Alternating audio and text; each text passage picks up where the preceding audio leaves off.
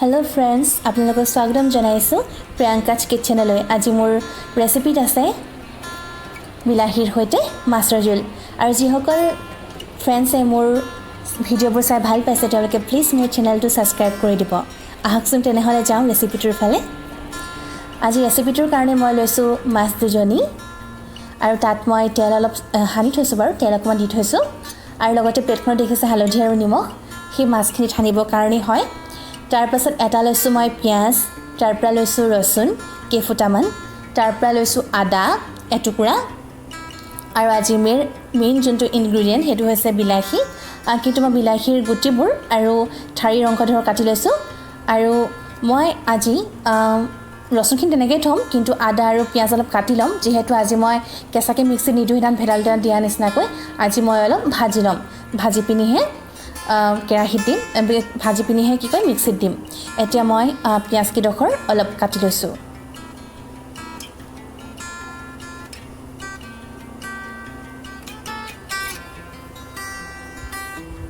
পিয়াজখিনি কাটি লৈছো পিয়াজখিনি কাটি মই ইতিমধ্যে হৈ গ'ল এতিয়া মই আদা টুকুৰাটো অলপ ডাঙৰ ডাঙৰকৈ ৰাখিম বাৰু বেছি সৰু নকৰো যেহেতু মই মিক্সিত দিমেই মিক্সিত দিলে এনো গুৰি হৈ যাব গতিকে অলপ ডাঙৰ ডাঙৰকৈ ৰাখিছো কিন্তু মই নহৰুখিনি কাটি নলওঁ বা খুন্দিও নলওঁ ভাজোতেহে এইখিনি গোটাকে ভাজিম মই আৰু বেছি ভাজিব নালাগে পিছে অলপহে ভাজিম এতিয়া মই মাছত হালধি আৰু নিমখ সানি লওঁ ভালদৰে সানি লম সাধাৰণতে কৰা হয় মাছখিনি ভজাৰ আগতে তেল আৰু হালধি নিমখ দি দিয়া হয় তেল এটো কাৰণে দিয়া হয় যাতে নুফুটে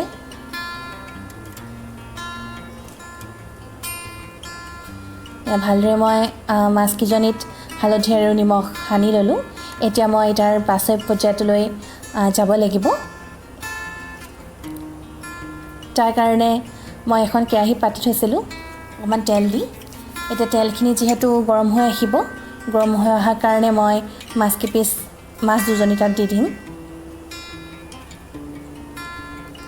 মাছ কিজনী দি দিছো আৰু ভালদৰে ফ্ৰাই হোৱালৈকে মই ৰাখিম তাতে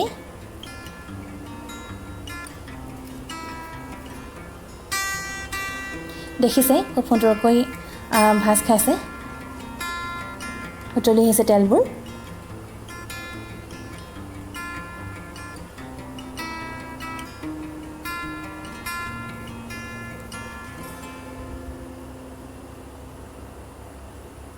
ভালদৰে সিজালে অলপ দেৰি ৰ'ব লাগিব আৰু যেহেতু লুটিয়াবও লাগিব মাছ কিজনী মই অলপ ৰৈ দিলোঁ কাৰণ এইখিনি মাছখিনি উঠাইহে মই এইখিনি তেলতেই সেই মই ৰাখি থোৱা পিয়াজ আদা আৰু নহৰুখিনি ভাজিম যেহেতু আৰু বেলেগকৈ নাভাজো বেলেগ মানে কেৰাহীলৈ নাভাজো ইয়াতে কৰিম তেতিয়া মাছৰ অকমান সোৱাদটো থাকি যাব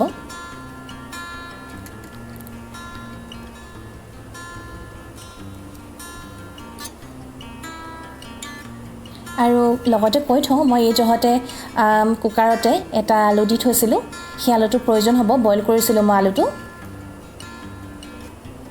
হেতু মই পাতি থৈছো আৰু লগতে তাৰ পাছতে পানীও অকমান গৰম কৰিবলৈ কেটলিটো পাতি দিছিলোঁ সেইখিনি দেখুৱা নহল বাৰু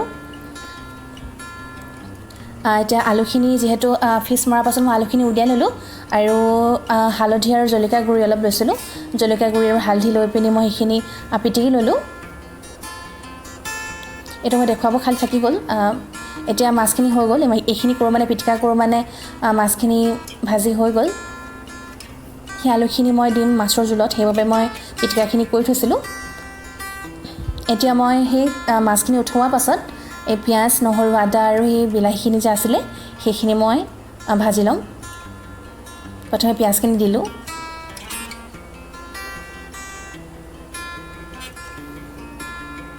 বেলেগকৈ মই আৰু তেল দিয়া নাই মাছ ভজা তেলখিনিয়ে হয় আকৌ এক্সট্ৰাকৈ মই তেল তাত এড কৰা নাই বিলাহী আদা নহৰু আৰু পিয়াজখিনি মই তাতে দি পিনি অলপ দেৰি লৰাম বেছি দেৰি নহয় মানে বহুত বেছি ভাঙি যাব নালাগে বেছি ভাঙাকৈ নিদো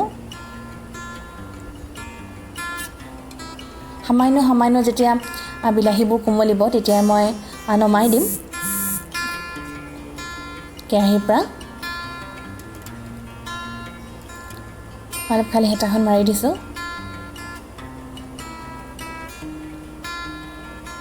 আৰু মই ষ্টভটো বেছিকৈ দিয়াও নাই, অলপ কম ফ্লেমতে বনাই আছোঁ যিখিনি বনাই আছোঁ এতিয়ালৈকে।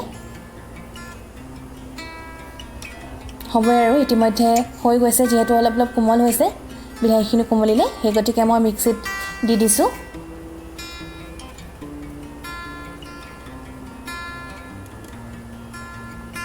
আপোনালোকে হয়তো শব্দটো নুশুনিব, যিহেতু মই আকৌ ভইচটো এড কৰি দিছোঁ, ইয়াৰ কাৰণে মোৰ মাতষাৰ অহাই নাছিল অলপো। এতিয়া মই সেই তেলখিনি যে ৰৈ গ'ল ভজাৰ পাছতো, পিঁয়াজ বিলাহী আদি ভজাৰ পাছত যে ৰৈ গ'ল, তাত মই এচামুচ জিৰা দিছোঁ, হালধীয়া দিছোঁ, জিৰা নহয় মানে পাঁচফোৰণ, তাত কিন্তু জিৰাৰ সংখ্যাটো অকণ বেছি আছে, কাৰণ মই জিৰা এক্সট্ৰাকৈ এড কৰিছিলোঁ। হালধি আৰু নিমখ দিলোঁ তাতে।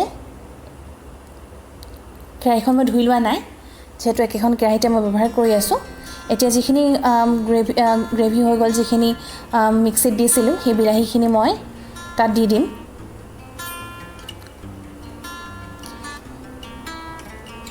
দেখিছেনে বাৰু, তেলখিনি বিৰেঙি গৈছে, তথাপি মই লৰাব লাগিব ভালদৰে। অকণমান লৰাই দিছোঁ, কিন্তু ফ্লেমটো মই কমাই থৈছোঁ দেই, মন কৰিব ফ্লেমটো মই কমাই থৈছোঁ। ইয়াত মই অলপ পানী দি দিছিলোঁ, পানী অকণমান দিব লাগিব, যিহেতু পানী নিদিলে বেছি ডাঠ হৈ যাব, লগালগ লাগি ধৰিব। এতিয়াহে পিটিকা কৈছিলোঁ, আলুখিনি মই পিটিকা কৰি থৈছিলোঁ, সেই পিটিকা আলুখিনি মই তাত দি দিম। তাতে কি হ'ব, তাৰ বিলাহী গ্ৰেভিটো অলপ ডাঠ হ'ব।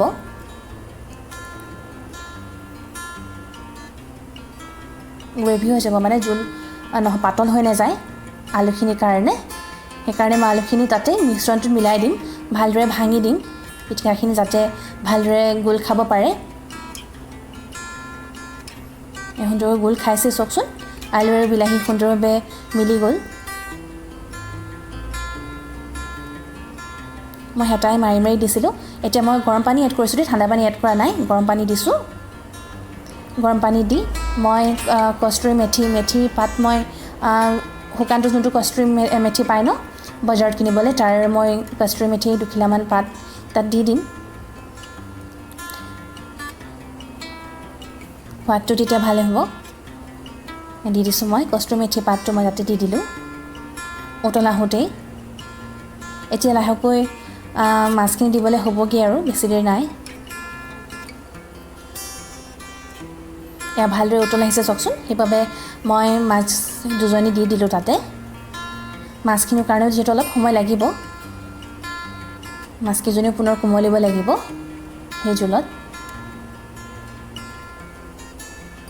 লাহেকৈ ধোঁৱা ওলাইছেই, মই সেইকাৰণে অলপ দেৰি এনেকৈ ৰৈ ঢাকন এখন দি দিম। এয়া মই ঢাকনখন দি দিছোঁ, অলপ দেৰি ৰ'ব লাগিব। এয়া চাওকচোন, মাছজনী ভালদৰে কোমলি গৈছে, তাৰমানে মাছকেইজনী হৈয়ে গ'ল। বিলাহীৰ লগত মাছৰ জোলকণ ইমান সহজ নহয় জানো বাৰু? সহজ আৰু বেছি বস্তুৰ প্ৰয়োজন নহয়, থাকোঁতে যিবোৰ পোৱা হয় সেয়াই, হালধি, নিমখ, মিঠাতেল, বিলাহী, ৰচুন, আদা, সেয়াই, বিশেষকৈ বেলেগ একো নাই। বজাৰৰ পৰা আকৌ বেলেগ বস্তু বিচাৰি আনিবগৈ নালাগে। আৰু আপোনালোকে কষ্টুৰি মেথি নিদি ধনিয়াও দিব পাৰে। মাছখিনি হৈ গ'ল, সেইকাৰণে মই উলিয়াই ল'লোঁ বাটিত। চাওকচোন, দেখিবলৈ ইমান ধুনীয়া হৈছে।